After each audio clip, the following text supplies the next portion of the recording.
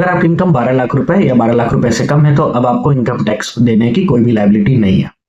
आज honourable finance minister ने budget 25-26 parliament में प्रेजेंट किया एंड इस बजट में middle class and salaried class person के लिए बहुत ही सारे बेनिफिट दिए।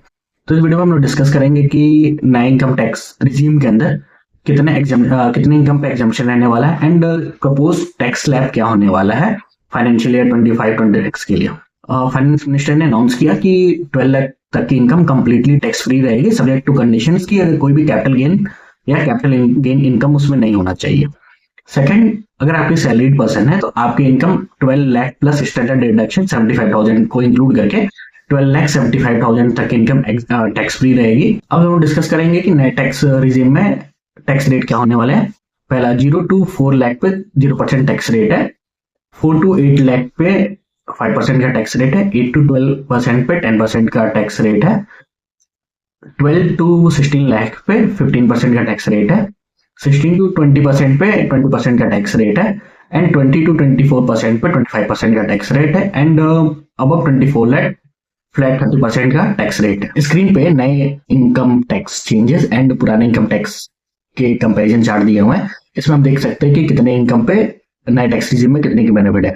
फॉर एग्जांपल 12 लाख पे पहले हमारा इनकम हुआ करता था 80,000 एंड नए टैक्स रिजीम के अंदर हमारा जो इनकम है वो नील हो रखा है, तो नए टैक्स रिजीम के अंदर हमें पूरी 80,000 की बेनिफिट हो रही है। एंड वही अगर 16 लाख पे देखें तो नए टैक्स रिजीम के अंदर हमारा जो इनकम टैक्स देना है वो 1,20,000 है एंड पुराने टैक्स रिजीम के अंदर जो पुराना टैक्स रेट चल रहा था उसमें 1,70,000 था। तो उसके कंपैरिजन में इस बार हमें जो नए टैक्स रिजीम होंगे फाइनेंशियल ईयर 25-26 से तो 50,000 तक की बेनिफिट है।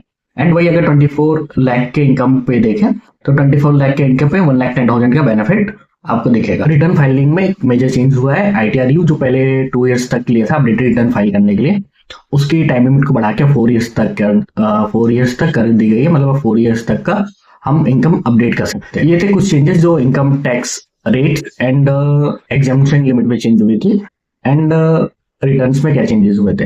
अगले वीडियो में हम डिस्कस करेंगे कि TDS एंड TCS से रिलेटेड कौन कौन सी चेंजेस हुए हैं नए टैक्स रिजीम एंड जो बजट प्रपोज हुआ है उसमें।